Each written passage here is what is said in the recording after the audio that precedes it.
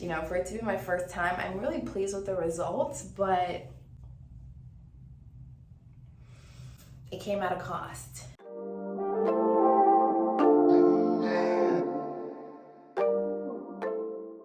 Hi everyone, so it's a full day and a half later and I have obviously finished my hair. I want to show you everything, but before that I want to give you some context as to why it's a day and a half later. I was just so tired after I braided my hair that I was like, I need a break, I need to go to sleep. I took like 2 pictures. I didn't have energy to actually be in front of the camera anymore. So I will show you that here and here, what that ended up looking like. But here we are a day and a half later and I do have some notes. I started working on my hair at 3 p.m. on a Friday night and I did not end up finishing until 7:30 a.m. on Saturday. I was up all night, maybe had a 20-minute break maximum during that period of time, and it was just so draining. I have a really sore part of my back because that's where my backbone was on the toilet where I was sitting. It was not the move. And you know, for it to be my first time, I'm really pleased with the results, but it came at a cost. So let me show you what ended up happening here. As you can tell, we do have a bricklayer method going on. I hope that the parts are pretty straight. That took me a huge amount of time. About 2 of my hours of working on my hair was dedicated to the parts. Now here's something I want to know. It's only been a day and a half later, and I don't know if it's because of the heat in my house or maybe it's just the nature of the product, but I feel like I used Shine and Jam, and I feel like Shine and Jam did not last very long on my hair. Like, you know, I put so much product on to try and lay it down flat, and it did look really nice and flat when I first finished. But now, you know, yes, you can see the parts, but it's almost like, did I just get this done? Because it's like, I don't know,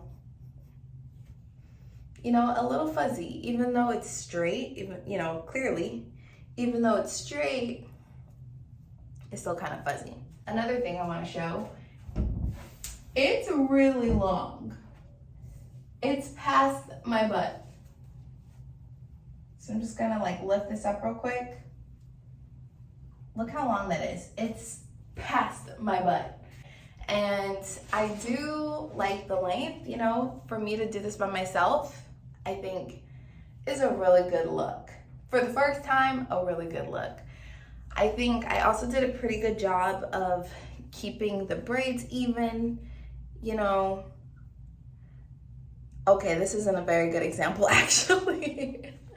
You know, in some parts, especially toward the end of the night / really early in the morning, I started feeling like I don't care anymore. So these 2 braids here, I mean, naturally they are a pretty big chunk of my, like, top of my head, but these also ended up being the thickest braids on my head. And if I had to do this again, I would want to make them thinner.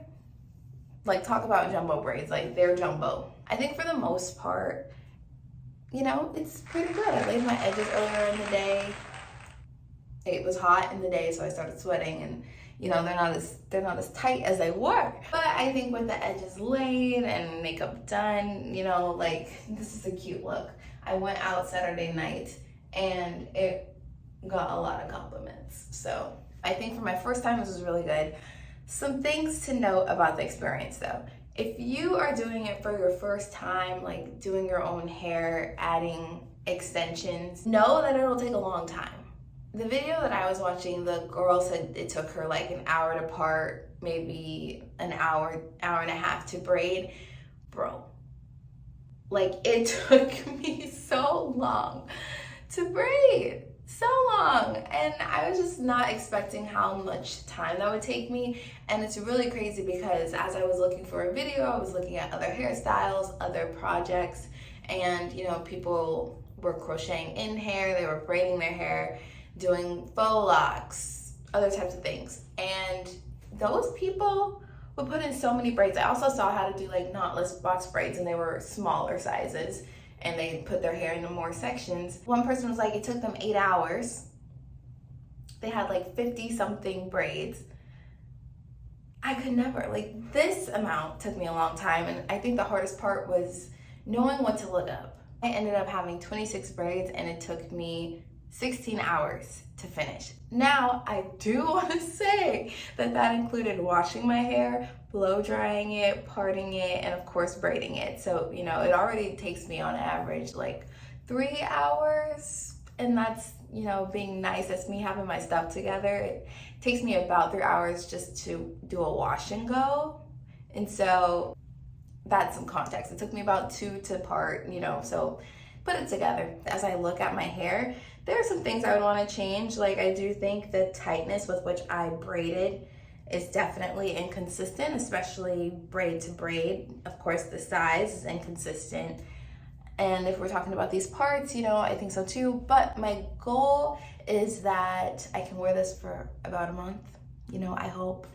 And I'll at least know how to refresh it if I need to. And regardless, you know, I think it's very professional level. And it wasn't nearly as much money. It was way more time. But I think teach a man to fish, right? Like, now I'll be able to open myself up to a lot of different hairstyles, save myself money, a win-win. I also think that if you want to do this for the first time, you definitely want to invest in some kind of mirror so that you can see the back of your head. I have shown many different positions that I was in trying to braid my hair, and I unfortunately, just because of the design of my bathroom, ended up being on the toilet very uncomfortably for most of the time.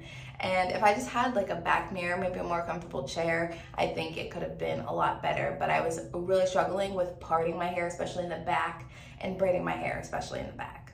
Another thing is knowing what to look up. I was looking up a lot of videos on how to do knotless braids, and YouTube being YouTube, you have a lot of content that you can choose from, and some content is better than others. The one that I ended up using on learning how to part my hair and overall like what direction to braid my hair, that was helpful, but it wasn't very detailed in actually making a knotless braid and when to incorporate another strand of hair. I don't know, in a way I almost felt like I needed to learn how to braid, because how you incorporate the hair and like where you put the fingers, it just wasn't detailed enough for me. So I found another video, and that wasn't very helpful either, because the method was from a point of view of someone doing someone else's hair.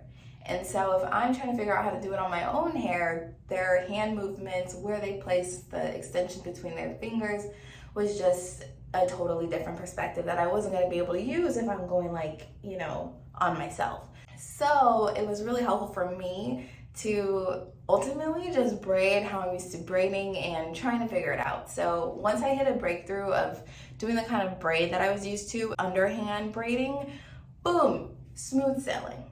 So thank you for struggling with me. I'm sure we'll be back at it doing this again with another hairstyle. And that's it for this video. Thank you so much for watching, and see you in the next location.